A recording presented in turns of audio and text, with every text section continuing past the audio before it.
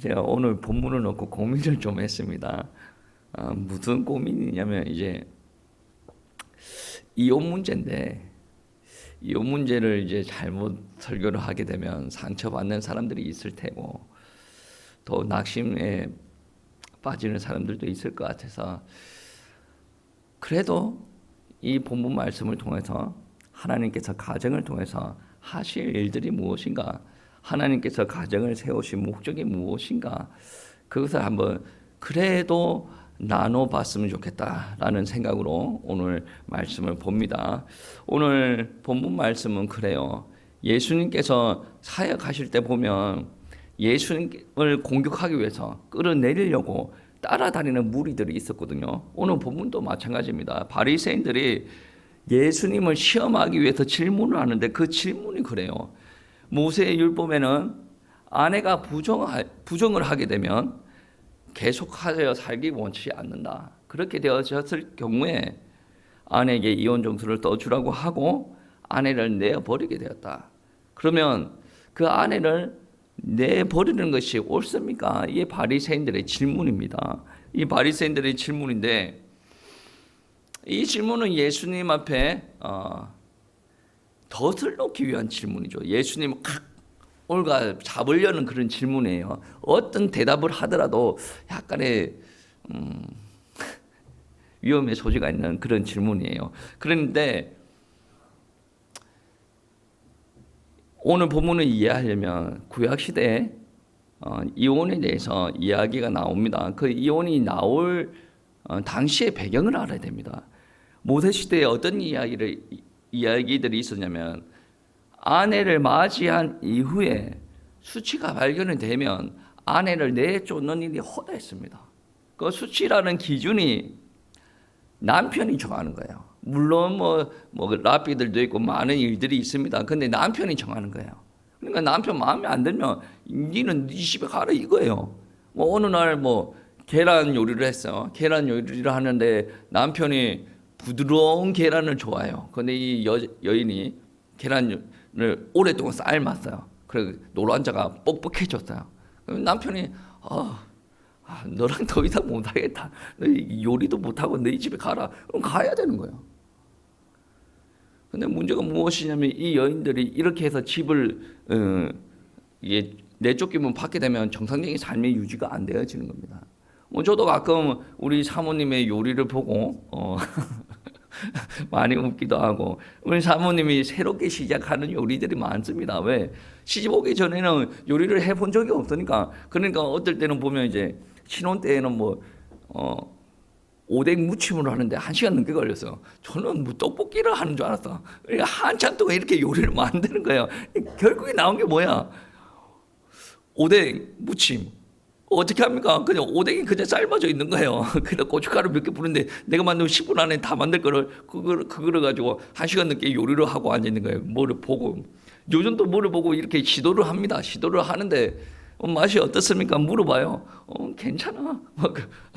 물어보면 먹을만 하네. 맛있어요. 이렇게 이야기를 합니다. 근데 작년에 제가 장난기가 좀 발동해가지고 사모님이 된장찌개를 끓였어요. 자기가 이렇게 끓여봤다고. 그래 제가 장난기가 발동해가지고 아내가 물어보는 거야. 목사님 좀 어때요? 물어보는 거야. 된장 맛은 난다.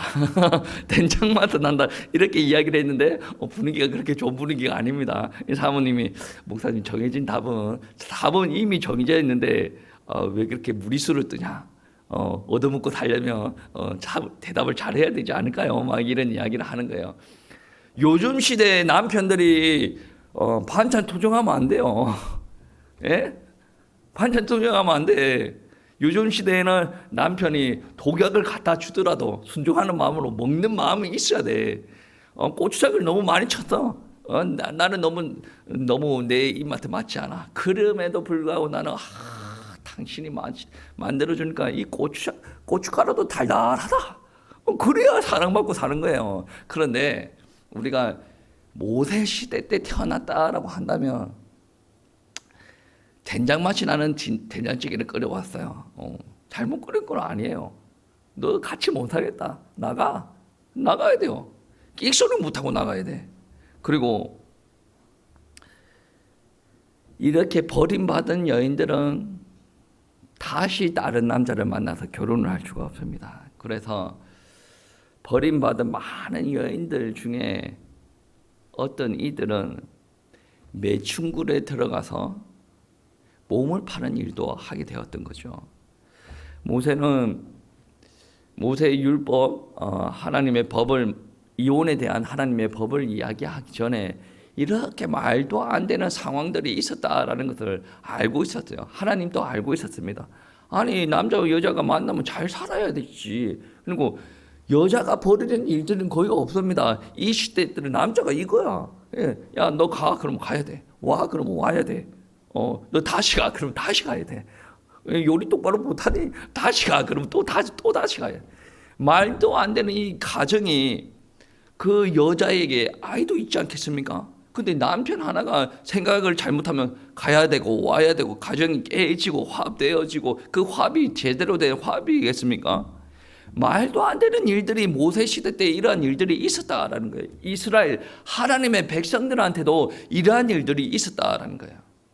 이러한 상황 가운데 있을 때 모세가 하나님의 법을, 그러니까 율법을 이야기를 해주는 겁니다. 그게 신명기 24장 1절에서 4절 말씀까지 이 말씀이 있는데 오늘 말씀 간단히 보면 그렇습니다. 사람이 아내를 맞이하여 데려온 후에 그에게 수치되는 일이 있음을 발견하고 그를 기뻐하지 아니하면 이혼 정서를 써서 그의 손에 쥐고 그를 자기 집에서 내보낼 것이요. 그냥 쫓아내는 것이 아니라 이혼 정서를 써서 그 여자한테 줘서 나가라라고 한다는 거예요.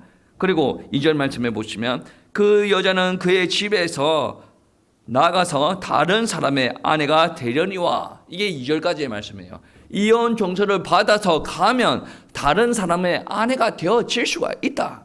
근데 그전에는 무엇입니까? 이혼 정서를 써서 주지 않으면 그냥 버림받으면 그냥 유기견이라 다름이 없어요.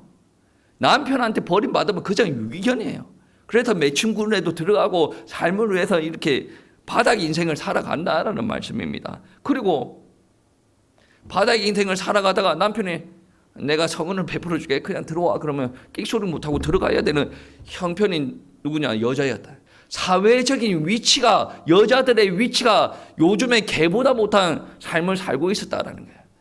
그래서 여인들을 내쫓을 때 이혼 정서를 줘서 내쫓아라라고 이야기를 하는 거예요. 이혼 정서라도 내주면 이 여인이 다른 남자와 결혼을 할 수가 있다. 근데 이혼 정서를 모세가 내주라라고 이야기했죠. 근데 이 남편들이 악하니까, 이 악한 인간들은 끝을 몰라. 그러니까 이혼 정서를 내주라고 하니 이혼 정서를 내주는데 이 악한 남편들이 어디다가 내주냐면 나무 잎에다가 이혼 정서를 써주는 거예요. 여러분, 나무 잎에다가 이혼 정서를 써주면 어떻게 됩니까? 나무 잎은 시간이 지나면 마르겠죠. 마르면 결국은 어떻게 됩니까? 부서져서 없어지겠죠. 결국 뭐예요?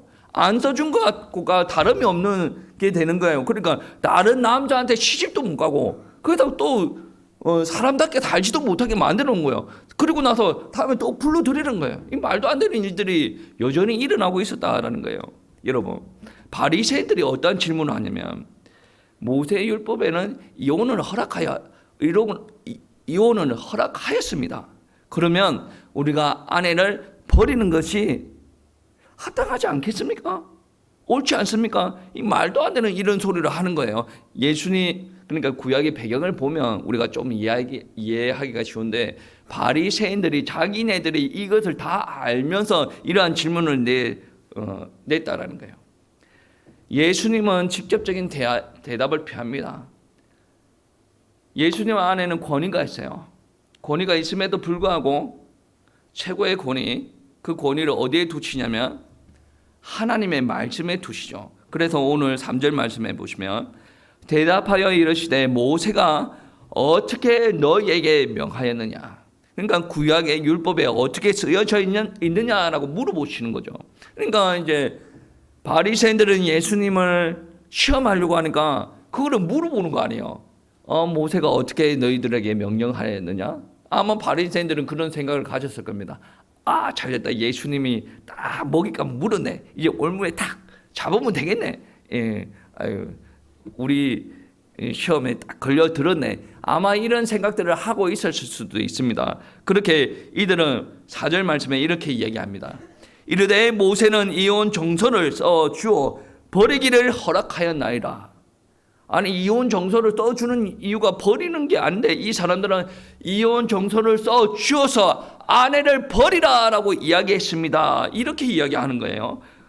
그들은 말은 어떻게 말하면 맞는 말이에요. 신명기 24장 1절부터 4절까지의 말씀을 요약한 말씀이라고 할 수가 있죠. 그런데 예수님께서 이것을 몰라서 물었겠습니까? 이혼할 때 이 정서를 떠주는 관습이 왜 있게 되었는가? 그 기원을 물어보는 거 아니겠습니까? 하나님께서 이혼을 허락하여 주신 이유, 하나님의 뜻을 밝히고자 함이 이 예수님의 말씀이다라는 거예요. 모세법 이전에 사람들이 아무 증서 없이 아내를 내쫓다 보면 여인의 삶에 문제가 발생을 하는 겁니다. 그러니까 매춘굴에도 들어가는 사람 같은 삶을 못 살아가는 그러한 일들이 일어났다라는 겁니다. 그래서 남편이 하고 싶은 대로 하는 거예요. 자기가 다른 여자가 마음에 들면 내 아내를 버리고 다른 여자 데리고 오면 돼요. 그럼 이 여자랑 또 갈등이 생기면 이 여자 또 버리고 버렸던 아내 또 데리고 오면 됩니다. 이 말도 안 되는 일이 모세 시대에 그 율법이 만들어지기 전에 이러한 심각한 문제들이 일어났다라는 거예요. 남편이 아내에게 인격적으로 대접해 주지 않더라도 사회적인 관습이 이미 악한 것으로 딱 자리를 잡고 있었다라는 말씀입니다. 그런데 이혼 정서를 써주면 어떻게 됩니까? 아내를 내쫓을 때 이혼 정서를 써줍니다. 그 아내는 이혼은 했지만 정서가 있기 때문에 다른 남자와 결혼을 할 수가 있죠. 그러니까 삶이 밑바닥의 삶까지는 내몰아치지는 않는다라는 말씀이에요. 그러니까 내가 조금 마음에 안 들어가지고 기분 따라 이 아내에게 이혼 정서를 써준다라고 한다면 다시 내 아내로 받아들일 수가 없어요. 이 아내는 다른 남자한테 다시 시집을 갈 수가 있다라는 거예요. 그러니까 다시 이야기를 하면 이혼을 할 때 예전 같았으면 그냥 걔를 데리고 왔다가 좋으니까 같이 살고 걔가 말 안 들으면 길가에 내다 버리는 이 정도의 생각을 아내를 바라보면 그 정도의 생각으로 아내를 함부로 내다 버리고 주워왔다가 내다 버리고 주워왔다가 이렇게 했는데 이혼 정서라는 게 생기면서 어떤 일들이 일어났냐면 이혼 정서를 써줄 때는 심각하게 고민을 하는 거예요. 이 이혼 정서를 내주면 다시금 이 가정을 회복시킬 수가 없다. 다시금 내 아내를 불러들일 수가 없다. 이게 있기 때문에 이혼 정서라는 게 생기고 나서 이혼에 대해서 심각하게 고민을 하는 게 하나님의 뜻은 무엇입니까? 이혼을 하라는 게 아니에요. 이혼을 하라는 게 아니라 이 이혼 정서 때문에 너희가 결혼에 대해서 심각하게 고민을 하고 이혼에 대해서 심각하게 고민을 해라. 그런데 이 제도를 두는 이유는 내가 원해서 그런 게 아니라 너희들이 그렇게 악한 관습들을 행하고 있기 때문에 내가 그나마 이 사회를 유지시키기 위해서 하나님께서 허락하여 주셨다라는 거예요. 그리고 하나님께서 처음부터 이혼을 하라라고 부추긴 사실이 없습니다. 이 이혼 정서로 말미암아 이혼하는 확률들이 확 줄어들었지. 그리고 하나님은 이혼에 대해서 어떻게 이야기하냐면 예수님께서 말씀하시죠. 오늘 5절 말씀에 그런 말씀이 있습니다. 예수께서 그들에게 이르시되 너희의 마음이 완악함으로 말미암아 이 명령을 기록하였거니와. 아멘. 이 명령이 완악함으로 말미암아 기록이 되었다. 이 선후관계가 명확하게 되어져야 됩니다. 이 명령으로 말미암아 너희가 이혼을 할 수가 있게 되었다라는 부분들이 아니라 너희가 완악함으로 말미암아 함부로 너희 아내를 내치고 버리고 받아들이고 너희 아내를, 성경에는 그런 함부로 그런 말이 없는데 제가 느끼기에는 걔보다 못한 삶을 살아가거든. 여인들이 자기를 내치는 그 남편한테 오고 싶습니까? 안 오면 못 살아가는 거예요. 그래서 어쩔 수 없이 오는 거예요. 그게 하나님의 백성들이 할 일이 아니다라는 거예요. 하나님께서는 이혼을 허락하여 주신 게 아니라 이혼으로 말미암아 삶이 무너져 내리는 것을 막기 위하여서 이혼 증서라는 것을 만들어 주셨다라는 거예요. 완악함으로 말미암아 너희가 이혼을 하였다. 그리고 하나님께서는 이 가정을 지키고 싶은 마음에서 정서라는 것을 써 주었다라는 거예요. 여러분, 완악함이 무엇입니까? 완악함의 유명한 스토리가 있죠. 하나님께서는 이스라엘 백성들을 출애굽시키기를 원하셨어요. 아론과 모세를 통해서 이 바로에게 그 의사를 전달을 하죠. 여러 가지 기적이 일어납니다. 10가지 기적이 다 일어납니다. 마지막은 어떻게 합니까? 마지막은 홍해까지 쫓아옵니다. 그거를 보고 완악함이라고 하죠. 하나님을 알아요. 믿는 것과 별개로 하나님을 알아요. 그런데 하나님의 말씀을 듣고 하나님의 뜻을 알고 그거를 따라가기 싫은 거예요. 이게 바로 완악함이에요. 하나님을 믿는 자들에게는 완악함이 없습니까? 하나님을 믿는 자들에게도 완악함이 있습니다. 하나님을 믿는데, 하나님의 말씀을 아는데, 하나님께서 이 말씀에 순종을 하면 하나님께서 나에게 큰 은혜를 주시는 것도 아는데 나는 지금 이게 너무 좋아. 그렇게 하나님의 말씀대로 살아가기가 싫다라는 겁니다. 이혼에서도 이러한 비슷한 사람의 심정이 드러날 수가 있어요. 여러분 한번 보세요. 결혼을 미쳐야 결혼을 한다라고 그러죠. 왜 미칩니까? 호르몬이 반응을 하거든.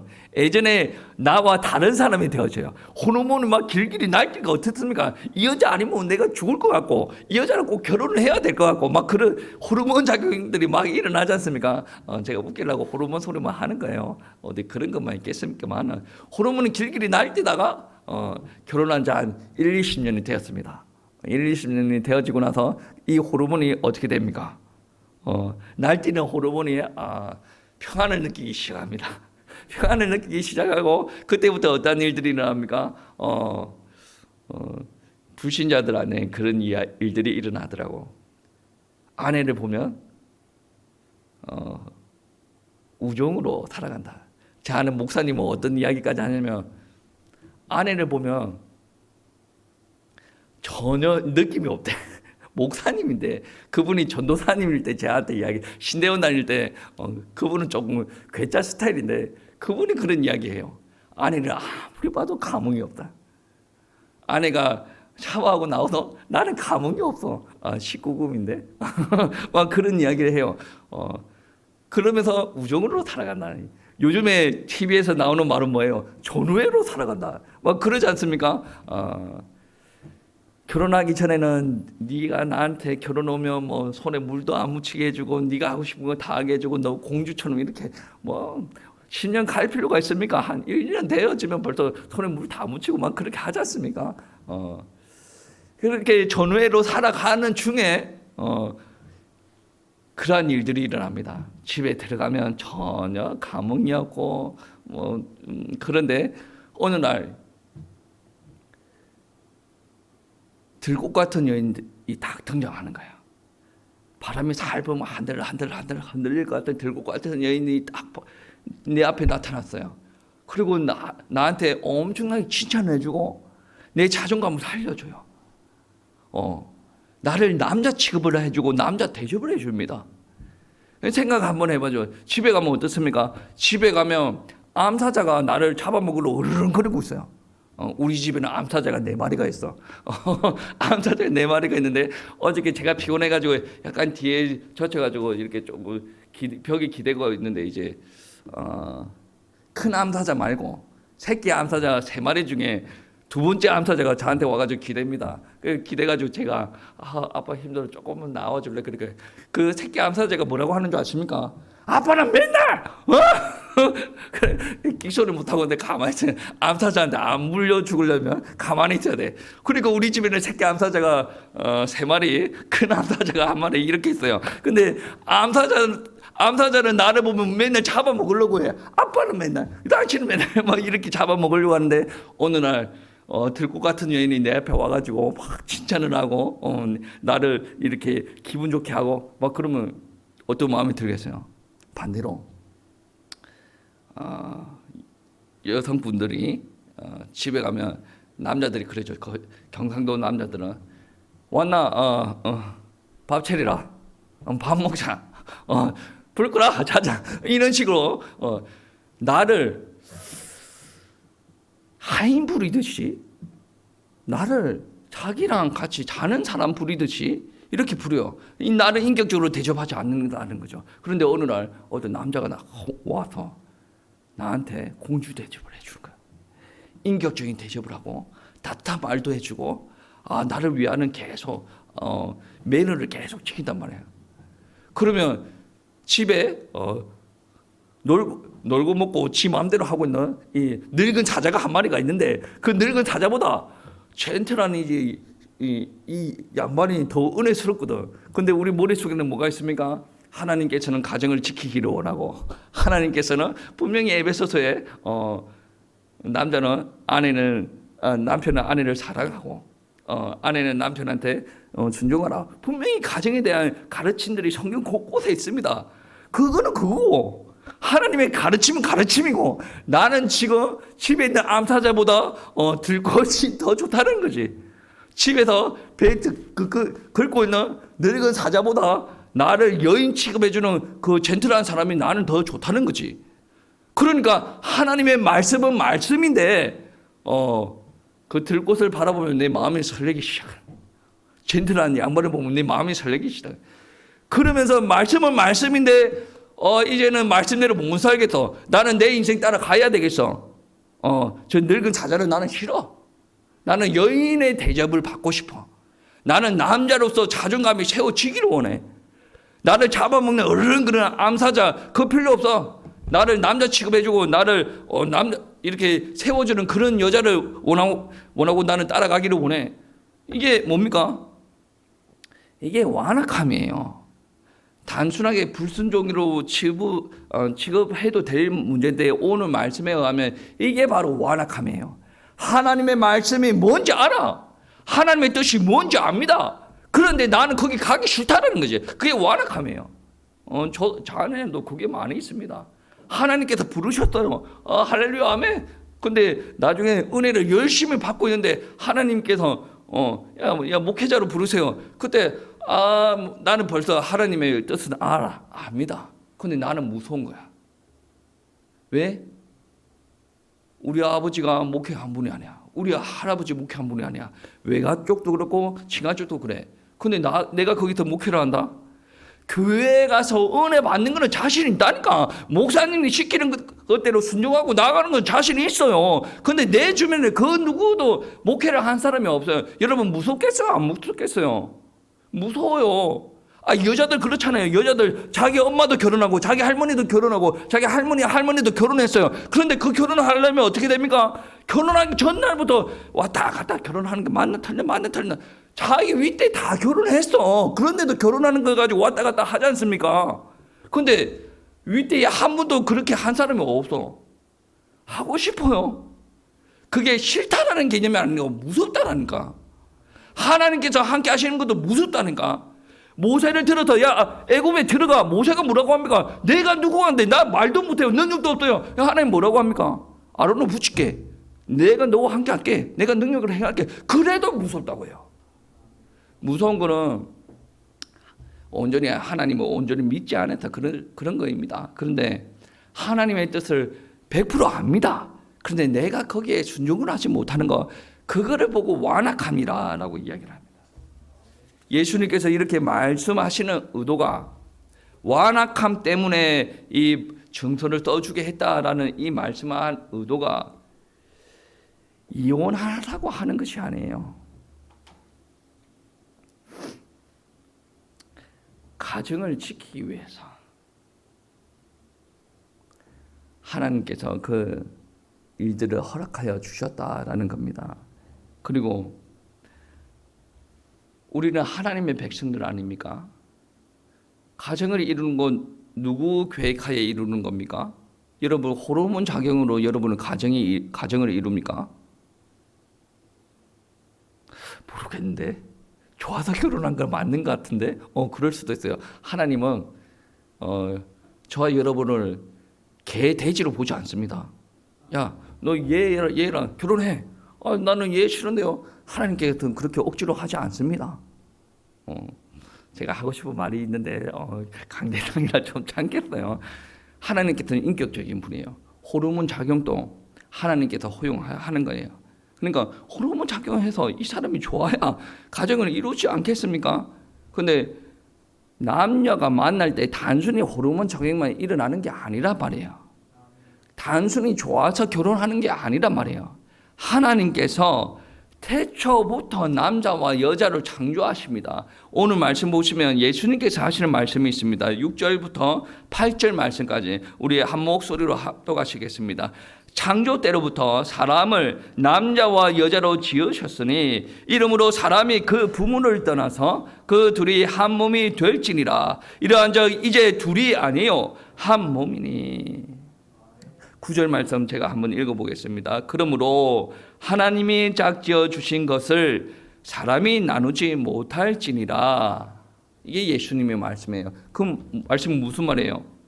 우리가 좋아서 결혼한 것으로 우리는 생각을 해요. 그래서 내가 너를 만난 것은 나의 실수다 라고 고백을 하기도 하지 않습니까? 그런데 오늘 말씀은 뭐예요? 하나님께서 창조 때부터 하나님은 계획 없이 무지막지하게 이렇게 뭔가를 만드시는 분이 아니에요. 창조 때부터 계획을 가지셨고 남자와 여자로 창조하셨고 이 사람들이 하나님의 계획 안에서 부모를 떠나서 만나게 하셨고 둘이 아니라 한 몸을 이루게 하셨고 그리고 9절 말씀에 하나님이 짝지어 준 것을 사람이 나누지 못할지니라. 그러니까 우리가 좋아서 결혼한 것 같은데 알고 보니 창조 때부터 하나님께서 계획하셨고 하나님께서 이렇게 합치게 하셨다라는 것이에요. 우리가 원해서 결혼한 것이 아니라 하나님께서 짝지어 주신 것이다. 그것을 사람이 나누지 못할 것이다. 이 나누는 것이 남편이 마음이 한번 바뀌어가지고 너 나가 이것도 사람이 하는 일이고 여자가 나를 인격적으로 여인으로 대접하는 주는 그런 남자가 좋아 나 이혼하고 그 남자한테 갈래 이것도 사람이 나누는 거예요. 때에 따라서는 어른들이 나누기도 합니다. 제가 아는 어떤 전도사 집은 장모님이 저는 그거 듣고 경악을 했어요. 잠자리 하지 마. 잠자리 하지 말고 애도 낳지 말고 그런 사람이 있어요. 제가 그 말 하시는 분이 사모님이에요. 여러분이 알만한 대형교회 사모님이에요. 그래가지고 그 사모님 성도들 앞에 가서는 막 사랑이 많은 것처럼 하는데 자기 딸한테는 가지고 야 애 낳지 마. 잠자리 하지 마. 사회가 신앙하는 전도사인데 그 전도사한테 막 함부로 취급을 하고 그래 그 전도사가 너무 가슴이 아파가지고 막 하소연하는 그런 걸 본 적이 있어요. 그것도 함부로 딸을 위해서 엄마가 개입을 하겠죠.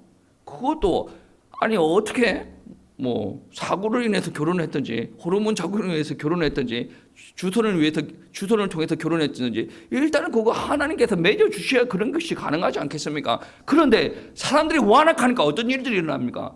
엄마가 자기 딸의 가정에 함부로 개입하는 거야. 그리고 딸이 이 관계를 유지하고 싶지 않으니까 자기 마른 대로 돌아다니는 거예요. 남자도 완악하여져서 이 가정을 유지시킬 생각이 없는 거예요. 그렇게 돌아다니는 거예요. 세상에 그렇게 돌아다니고 세상에 그렇게 만들어지고 있다는 거예요. 하나님을 믿는 사람들의 가정도 그렇게 이루어지고 있습니다. 하나님께서는 모든 것에 원리를 두고 창조하셨어요. 물고기를 창조하실 때 어떻게 창조했어요? 물속에 넣어두라고 창조했잖아요. 물속에 나오면 너 죽어. 네, 물속에 있어. 나무는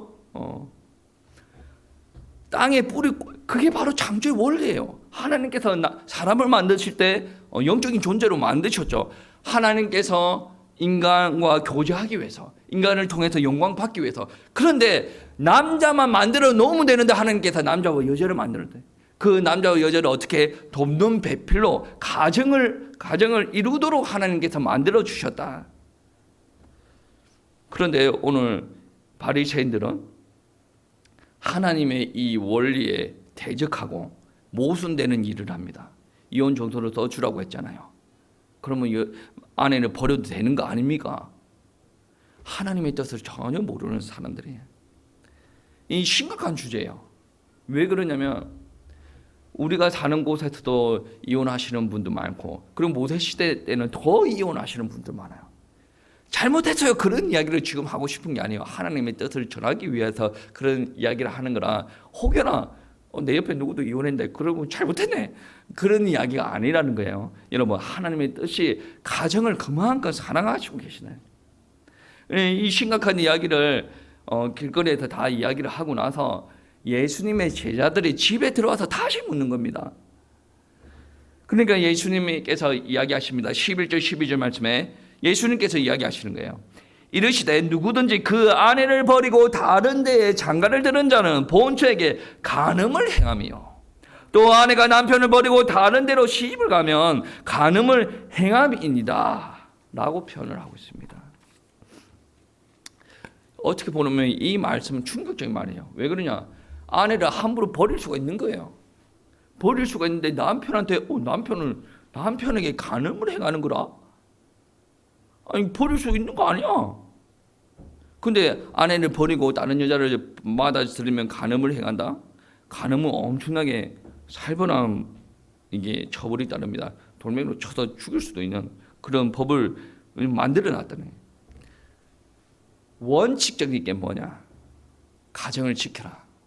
근데 여러분을 죽여가면서까지 여러분이 지금 죽고 있는데 어쩔 수 없는 상황인데 가정을 지키고 있으라, 이렇게까지는 하나님께서 하지 않으십니다. 하나님께서는 여러분을 사랑하세요. 가정을 두기를 원하시고 가정을 통해서 하나님 앞에 영광 드려지기를 원하고 그 가정을 통해서 주의 복음이 전달되어지기를 원하는 게 하나님의 뜻이고, 또 그 가정을 통해서 정말로 하나님께서 주시는 축복을 누리게 하는 게 하나님의 뜻입니다. 그런데 그 가정에 유지될 수 없는 어쩔 수 없는 상황이 있습니다. 그 상황 가운데 있을 때 진정으로 하나님께서는 믿는 자들 개인에게 하나님의 축복이 따른다. 그 개인들을 사랑하신다라는 말씀입니다. 원천 봉쇄가 아니에요. 성경 곳곳에 보면 원칙적으로는 결혼 생활을 유지하되 이러한 이유에서는 이혼을 허락한다라는 부분들이 있습니다. 그게 무엇이냐면 고린도전서 7장에 그런 말씀이 있습니다. 고린도 지역은 하나님을 믿는 사람들이었습니까? 아니지 않습니까? 바울이 들어가서 주의 복음을 전해요. 그러다 보니 부부가 있는데 그 둘 중에 하나가 먼저 하나님을 믿게 되는 일들이 일어난다는 거예요. 그렇다 보니 이 둘이 분명히 갈등이 일어나요. 한 명이 믿다 보면 분명히 그 고린도 지역은 우상숭배하는 지역 아니에요.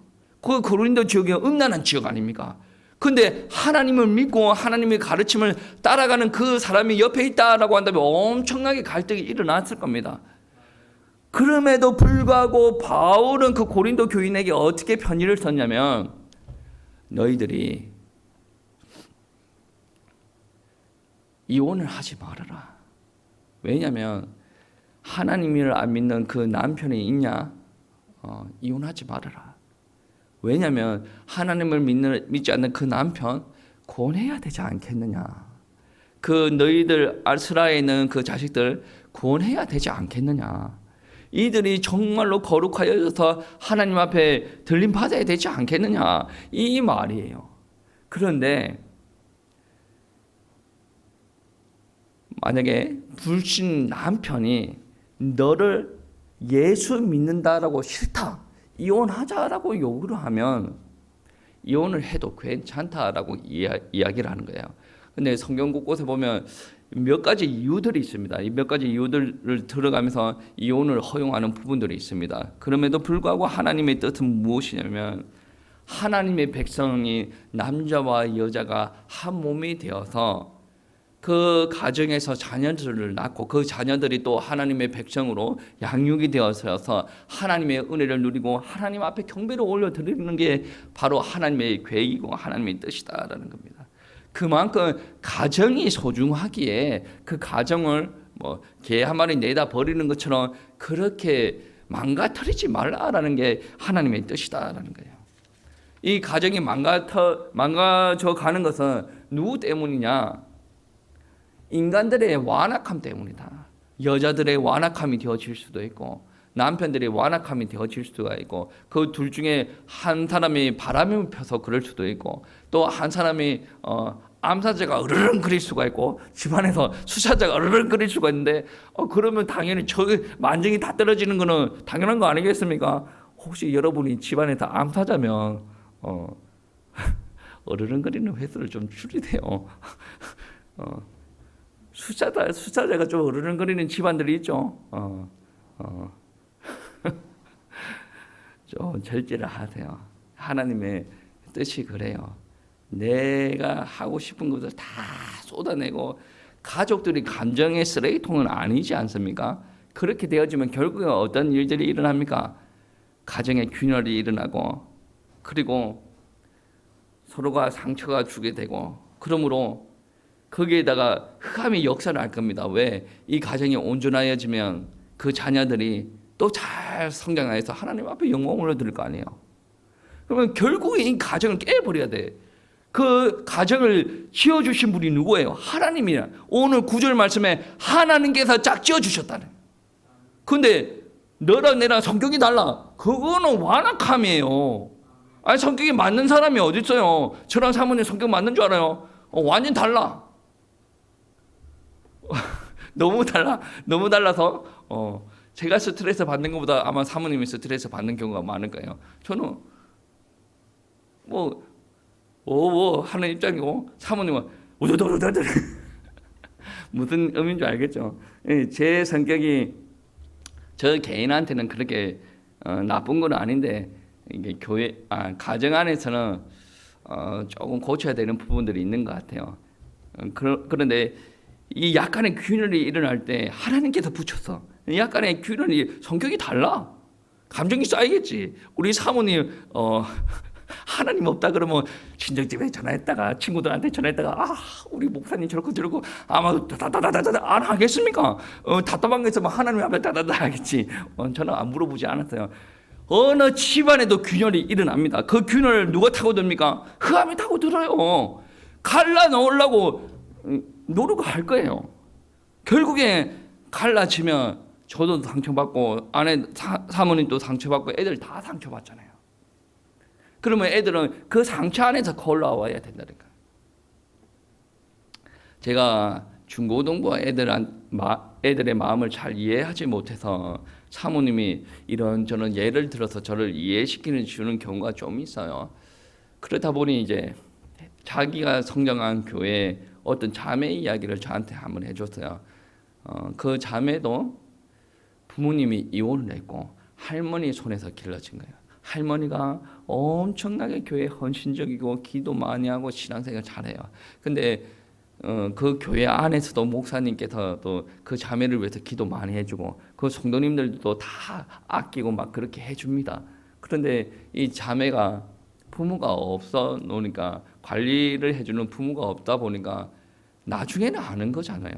아무리 주변 사람을 잘해줘도 엄마 품, 아버지 품 그게 그립지 않습니까? 그래서 청소년기에 좀 방황하는 그런 일들이 일어났어요. 그러다가 뭐 가끔 교회 오고 또 목사님한테 꾸중 듣고 막 그런 일들이 있었다더라고. 그래서 자기 모교회 목사님께서 그 자매를 위해서 그렇게 기도를 많이 하시고 했다.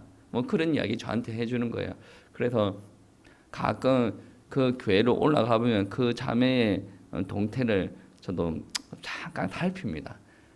처음 만났을 때는 배가 불뚝해져 있었어요. 결혼을 했어요. 결혼하고 임신을 했는데 이번에 갔을 때는 저번에 갔을 때도 만났고 이번에 갔을 때도 애가 둘이 가 있습니다. 우리 같이 간 분들도 만났는데 낮에도 애기들 데리고 왔었어요.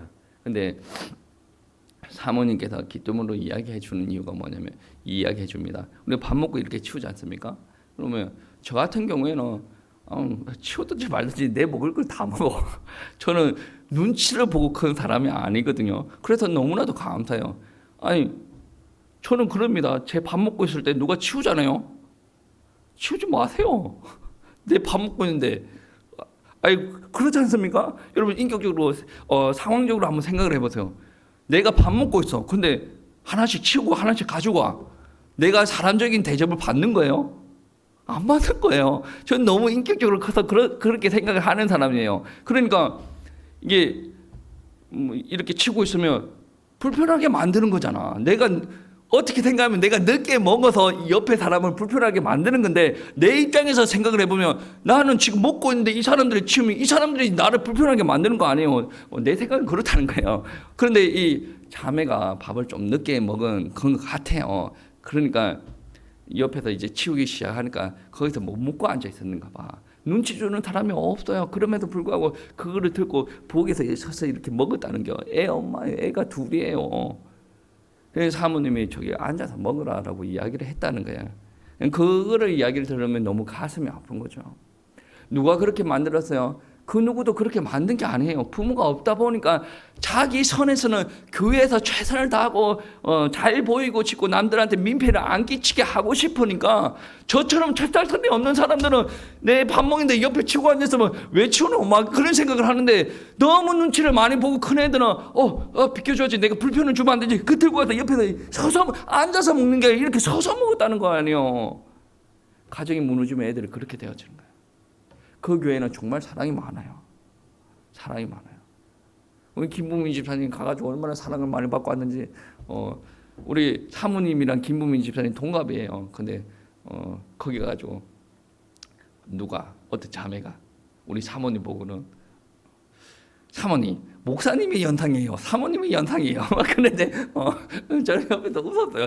사모님이 그 자매한테 너 나랑 관계가 사이가 안 좋아지고 싶구나 뭐 이런 이야기를 했어요. 근데 그쪽 교회에서는 이제 김부민 지사님 보고 몇 학년이 돼요? 그래 같은 나이인데 우리 사모님 같은 나이인데 우리 김부민 집사 보고 몇 학년이 돼요? 하라고 내 보고는 누가 연상이냐고 막 물어보고 그런 분위기가 너무 좋아. 분위기 너무 좋은데 이제 분위기가 좋은데 그들의 에너지는 어디에 집중되냐? 하나님을 위한 일들에 집중이 돼요. 그럼에도 불구하고 가정이 불우한 환경에서 큰 사람들은 눈치를 보고 있다. 남들한테 피해 안 주려고. 어떻게 보면 저는 남들한테 피해 주면 저는 조금 버르장머리가 조금 없는. 그래서 내가 행동을 하고 버르장머리가 조금 없나라고 생각할 때가 있습니다. 우리 사모님은 모르실 텐데. 대전 사모님 머리통을 잡았어. 여기서 머리통이라고 이야기하면 너무 버르장머리 없는 것 같은데 제가 상황 설명을 하려고 그 헤르몬 교회 사모님 머리를 탁 잡았어. 그러니까 여자들 그런 거 엄청 싫어하잖아요. 머리 웨이브 넣어가지고 왔는데 머리통 잡았어. 여기 화장이 되는데 그 화장이 손을 얹어버렸어. 사모님 그래도 내공이 있는 분이라 당황을 하지 않더라고. 그래 딱 이렇게 하고 혼자 생각을 했어. 내가 버르장머리 없이 행동을 한 것 같아. 근데 다행스럽게도 사모님이 쿨하게 받아 넘겨주시는 거죠. 근데 부모의 사랑이 없고 그러니까 부모님, 아버지, 엄마의 온전한 사랑을 받아 누리지 못한 사람들은 상처나는 부분이 있습니다. 그래서 상처나는 부분들이 있고 믿음 생활을 하더라도 하나님 앞에 나와도 이게 잘 안 되는 거예요. 그 불신자들도 그런 이야기하죠. 구김살 이야기하지 않습니까? 상황이 그렇게 만들어가는 거예요. 부모가 없어요. 상황이 힘들어요. 그 안에 누가 가장 역사하기 좋겠습니까? 흑암이 가장 역사하기 좋은 겁니다. 그러면 이러한 사람들을 우리는 단순히 불쌍히만 여겼으면 되지 않습니다. 하나님께서 맺어준 가정인데 사람의 잘못, 그 안에 흑암이 강력하게 역사함으로 말미암아 그 가정이 깨져버렸어요. 그 가정 사람 잘못했네. 하나님 뜻을 저버렸네. 그렇게 정죄할 게 아니란 말이에요. 하나님은 그 개개인들 가정을 잃어버린 그 사람들도 하나님께서 사랑하시고 계십니다. 그 사람들도 구원받아야 되고 그 사람들도 하나님 앞에 귀하게 쓰임받아야 되고 그 사람들도 하나님의 축복받고 하나님 앞에 영광 올려야 되지 않겠습니까? 그러면 은혜 받고 우리가 좋은 형편에 있는 사람들이 먼저 그들을 위해서 희생을 하고 사랑을 주는 그런 사람들이 되어야 되지 않겠습니까? 가부가 있어요. 가부, 네가 그렇게 기가 세니까 네가 남편한테 얼마나 인격이 안 되어지면 과부한테 그렇게 이야기를 하겠어요. 과부가 이혼한 데는 다 이유가 있겠죠. 쫓긴 받은 데는 다 이유가 있겠죠. 그거를 굳이 이 손가락 힘 파야 되겠습니까? 하나님의 사랑으로 이해해주고 배려해주고 세워주고 약간의 공격적인 반응이 있습니다. 나올 수도 있죠. 여러분 정상적인 가정에 있는 사람들도 이렇게 하지 않습니까? 안 했어요, 장로님? 하잖아요. 정상적인 오히려 차라리 혼자 살 걸 그랬다. 그런 사람들도 있지 않겠습니까? 그런데 둘이 있다가 혼자 되면 더 외롭고 더 문제가 심각합니다. 나눠서 할 게 아니지 않습니까? 다 같이 가정이 있으면 다 같이 나눠서 해야 될 부분들도 있는데 혼자서 다 해. 얼마나 외롭습니까? 가끔씩 여러분은 그렇지 않겠지만 목사님이 마음에 안 들면 여러분 이거 하라는 말은 안 해요. 완악하게 집에 가지고 목사가 그렇고 축복 못 받을 사람이에요. 만약에 너무 상처가 되어지면 우리 목사님 그렇다. 욕하는 거 아닌데 우리 목사님 그렇다. 나를 조금만 더 이해해 주시. 그런 말을 할 수가 있지 않습니까? 남편은 뭐라고 하겠어요? 그러게 우리 목사님이 나이가 좀 어려서 그런지 나이가 무슨 상관이야. 이해를 왜 해줘야 되는데 이해를. 여러분 이해해 준다고 해서 여러분 신앙이 성숙하는 게 아니에요. 여러분 이해를 해준다고 해서 하나님의 은혜가 떨어지는 게 아니란 말이에요. 이해가 물론 목양의 차원에서는 이해가 되어져야죠. 여러분에게 가장 필요한 게 무엇입니까? 하나님의 뜻을 온전히 이해하는 거 아니겠습니까? 여러분은 이해 받으려고 하지 말고 여러분은 하나님의 뜻을 이해하려고 해야 돼요. 그게 이해가 되어졌을 때 내 뜻을 내 마음을 이해하는 사람이 없어도 되네. 이 정도까지 되어지는 거예요. 그런데 그 정도까지 가기가 쉽지가 않은 거예요. 그래서 여러분이 목사님께서 내 마음을 이해해달라 그런 말도 하겠죠. 그럼 옆에 있는 믿음이 좋은 남편이 어떻게 이야기하겠습니까? 그랬으면 좋겠는데 우리는 목사님 믿고 가는 거 아니잖아. 하나님 믿고 가는 거잖아. 서로 성령 충만하지 못할 때 옆에서 세워주는 그 사람이 있고가 없고가 천지차이다란 말이에요. 여러분 지금 결혼 생활을 유지하는 사람들한테도 아픔이 있겠죠. 내가 차라리 독신으로 살았다면 삐까뻔쩍하게 더 잘 살았을 텐데 이 왼수를 만나가지고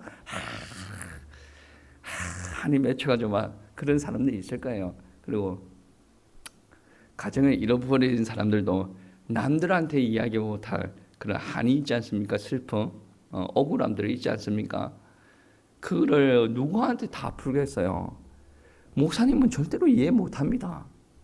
여러분이 아프기 때문에 목사는 들어줄 수는 있어요. 근데 목사가 어떻게 이해를 합니까? 목사가 남자인데 과부가 된 적이 없는데 남자가 어떻게 이해를 해요? 여러분 저보고 사랑이 없다라고 하지 마시고 저는 이해하는 척을 해줄 수는 있어요. 근데 여러분은 깊은 그 마음까지 헤아려 줄 수는 없어요. 여러분이 아픈 거를 놓고 기도해 줄 수는 있어요. 같이 아파해 줄 수는 있어요. 근데 여러분이 아픈 것만큼 내가 아파할 수가 있겠습니까? 저는 그 정도 영성은 되어지지는 않습니다. 누구한테 와야 돼요? 주님 앞에 와야 되죠. 주님께서는 우리의 모든 질고 우리의 모든 허물 죄악을 위해서 십자가에서 다 이루셨습니다. 여러분이 마음에 담고 있는 거 숨이 잘 안 쉬고 막 답답한 부분들도 어떤 일들이 일어나면 내가 심장이 벌렁벌렁 그러는 거 누구한테 이야기해 보면 누가 나의 심정을 이해해 줍니까? 이해 못 해줘요. 내 인생을 놓고 고민하는 거 누가 이해해 주겠습니까? 이해 못 해줍니다. 그런데 완벽하신 예수 그리스도 그분에서 십자가에서 모든 일을 완벽하게 이루셨어요.